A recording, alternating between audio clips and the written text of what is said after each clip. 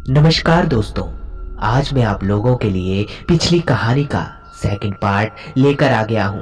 अगर आप लोगों ने अभी तक उस कहानी का पहला पार्ट नहीं सुना है तो पहले उसे सुन लें। और हाँ, अगर आप हमारे चैनल पे नए हैं तो हमारे चैनल को जरूर सब्सक्राइब करें। तो ज़्यादा टाइम वेस्ट ना करते हुए बढ़ते हैं आज की कहानी की तरफ। अब तक आपने सुना उन लोगों को बेंजामिन की बहुत टेंशन हो रही थी। वो लोग आज रात यहीं रुककर रात काटने वाले थे कि अचानक कि पूरे जंगल में चीखों की आवाजें गूंजने लगी और बहुत अजीब अजीब आवाजें उन लोगों को सुनाई देने लगी।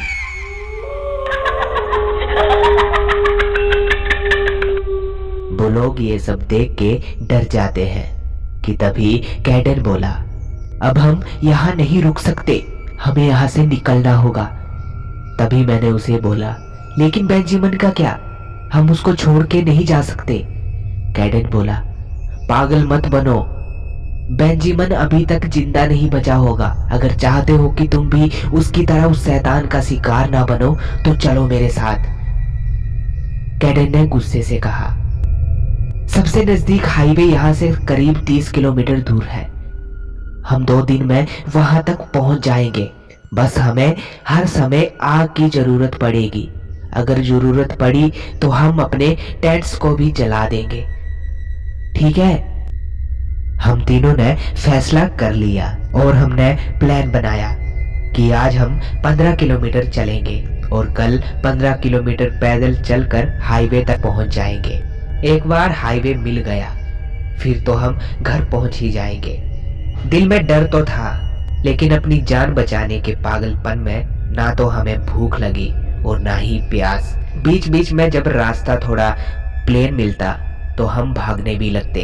कई बार चलते हुए हमें जंगल में से उस शैतान की आवाजें भी सुनाई देती। आखिर में घंटों चलते रहने के बाद हमें एक जगह मिली जो कि हमारे रुकने के लिए बिल्कुल परफेक्ट थी। हमने वहीं अपना एक टेंट लगा लिया। कैडन ने टेंट के चारों तरफ थोड़ी थोड़ी दूरी पर आग जला दी थी जिससे कि वो शैतान हमारे पास ना आ सके। हम तीनों बहुत परेशान थे, किसी ने आपस में कोई बात नहीं की। हमने कुछ ड्राई फ्रूट्स खाए और रेस्ट करने के लिए लेट गए। सबसे पहले मैं और कैडन जगे, फिर एंड्रेन और कैडन, उसके बाद मैं और एंड्रेन। 2-2 घंटे के ब्रेक पर हम तीनों जाकर आसपास निगरानी रख रहे थे। किसी तरह सुबह हुई और दिन निकला। सुबह हुई थी कि हमें बेंजामिन के चिल्लाने की आवाजें सुनाई दी। वो पक्का बेंजामिन की ही आवाज थी। एक बार के लिए तो हमें लगा कि ये बेंजामिन ही है, लेकिन हमें समझते देर नहीं लगी कि ये बेंजामिन नहीं बल्कि वही बहरूपिया शैतान है। हम लोगों ने उसी वक्त अपना सामान उठाया और वहां से भाग निकले। जाते हुए हमने अपने टेंट में भी आग लगा दी। अब मुझे उस दिन के सपने का मतलब समझ आया। उस दिन ये आग यही थी। खैर, हमें लगा था कि शायद ऐसा करने से वो हमारे पीछे नहीं आएगा, लेकिन हम गलत थे। फिर घंटों पैदल चलने के बाद आखिर में वो हमारे सामने आ ही गया। लगता है अब वो और लुका छुपी नहीं खेलना चाहता था। पतले लंबे हाथ, बड़ी बड़ी लाल आंखें, सिर ऐसा जैसे किसी हिरन का सिर हो। ये वही था वेंडिगो, ठीक हमारे सामने खड़ा था। इस तरह से उसको अपने सामने खड़ा देख के हमारी तो जैसे जान ही निकल गई थी। वो हमसे करीब 200 फीट दूर खड़ा था। मैंने उसी टाइम अपनी गन निकाल के उसके ऊपर गोली चला दी। मुझे पूरा यकीन है कि गोली उसकी छाती में ही लगी थी, लेकिन उसके मुंह से चीख तक नहीं निकली, बल्कि अब तो वो हमें और गुस्से से देख रहा था। वो धीरे धीरे हमारी तरफ बढ़ने लगा। तभी कैडन अपनी ट्राइबल लैंग्वेज में उसके ऊपर चिल्लाया। मुझे नहीं पता कि कैडन ने उसको क्या कहा, लेकिन वो शैतान चलता चलता वहीं रुक गया। फिर उस वेंडिगो ने भी पलट के कैडन से कुछ कहा। मैंने कैडन से पूछा, ये क्या बोल रहा है? कैडन बोला, मैंने अपनी नेटिव लैंग्वेज में इससे पूछा कि तूने बेंजामिन के साथ क्या किया। उसने बस इतना ही कहा, कौन है वहां। शायद ये बेंजामिन के आखिरी शब्द थे। फिर कैडन ने मेरी गन ली और उसके ऊपर लगातार कई गोलियां चला दी। मैंने भी दूसरी गन से कई गोलियां उसके ऊपर चला दी। वो दर्द में चिल्लाता हुआ वो वहां से भाग गया। हमें भागना होगा अब यहाँ से। और हम तीनों बिना कुछ सोचे समझे वहां से भागने लगे। और फिर करीब 20 मिनट बाद ही हमें सामने झाड़ियों में कोई खड़ा हुआ दिखाई दिया। वो जो कोई भी था, उसके शरीर पर कोई कपड़ा नहीं था, बस कीचड़ मिट्टी लगी हुई थी। अरे दोस्तों, तुम लोग आ गए, मुझे भी अपने साथ ले चलो। मैं उस शैतान से किसी तरह से अपनी जान बचाकर भाग रहा हूं, मुझे भी अपने साथ ले लो। वो बेंजामिन था या शायद नहीं। हम तीनों ने उसी वक्त अपनी गन्स उसकी तरफ तान दी। तुम्हारे कपड़े कहाँ हैं बेंजामिन? गन को उसकी तरफ तानते हुए कैडन बोला। ये क्या मजाक है कैडन, गन नीचे करो।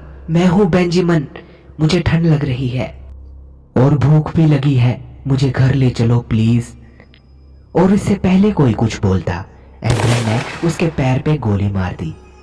वो दर्द में चिल्लाया। तभी कैडन बोला, अगली गोली तुम्हारी खोपड़ी के बीच होगी। जितना पूछा जाए बस उतना बोलो। तुम्हारे कपड़े कहाँ हैं? तभी अचानक से उसने बड़े अजीब ढंग से अपना सर एंड्रन के साइड घुमाया। वो देख के मैं तो डर के मारे वहीं जम गया।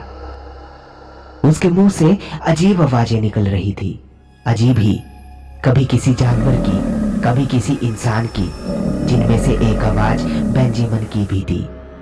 मैंने उसी वक्त उसके बहुत सारी गोलियां चला दी, लेकिन वो गोलियां तो उसके सिर्फ स्किन के ऊपर ही लग रही थी, उसके अंदर नहीं घुस रही थी। मैंने उसी वक्त अपना लाइटर निकाला और मच्छर भगाने की स्प्रे चला के उसके आगे लाइटर जला के उस शैतान की तरफ कर दिया। वो आग की लपटों से घिर उठा।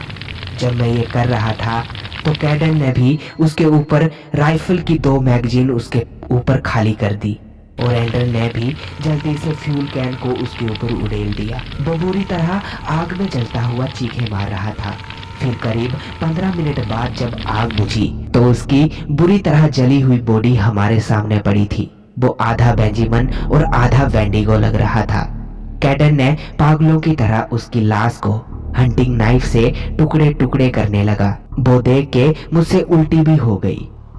हमने कैडन को रोका भी, लेकिन उसने कहा कि ये करना जरूरी है। और फिर कुछ देर उसको काटने के बाद कैडन ने उसका दिल निकाल दिया और उसको एक प्लास्टिक के बॉक्स में डाल दिया और उस बॉक्स को अपने बैग में डाल दिया। हमने उससे कुछ भी नहीं पूछा। फिर करीब 3 घंटे और पैदल चलने के बाद हम लोग हाईवे पे पहुंचे। कैडन हाईवे के साइड में बैठ के रो रहा था। उसको बेंजामिन की मौत का बहुत दुख था। मैं भी उसके पास जाकर बैठ गया। इसके दिल का क्या करोगे तुम कैडन? मुझे इसको अपने ट्राइब के लोगों के पास लेके जाना है। इसके दिल की मदद से हम इस जैसे और शैतानों को मार सकते हैं। हमने काफी देर उस हाईवे पर वेट किया। तभी हमें एक ट्रक आता दिखा। हमने उस ट्रक वाले से लिफ्ट ली और पास के एक होटल तक छोड़ दिया। हमने वो रात उसी होटल में बिताई। वो रात मेरे लिए बहुत सुकून की रात थी। फिर अगले दिन हम उसी जगह गए जहां हमने अपनी गाड़ी पार्क की थी और फिर हम अपने अपने घर चले गए। अगले कई हफ्तों हमारी बात नहीं हुई। उसके 1.5 महीने बाद एक रात कैडन मेरे घर आया। उसने बताया कि उस दिल को देखकर उसके वहां के लोग हैरान रह गए कि मैंने वो कैसे हासिल कर लिया। उसने बताया उसने उस दिल की मदद से कई उस जैसे शैतानों को पकड़ के मार दिया। उसके बाद ना तो हमारी कभी बात हुई और ना ही हम कभी मिले। तो दोस्तों, ये थी आज की कहानी। अगर आप लोगों को ये कहानी पसंद आती है तो हमारे चैनल को जरूर सब्सक्राइब करें। तो मिलते हैं अगली कहानी में। तब तक के लिए धन्यवाद।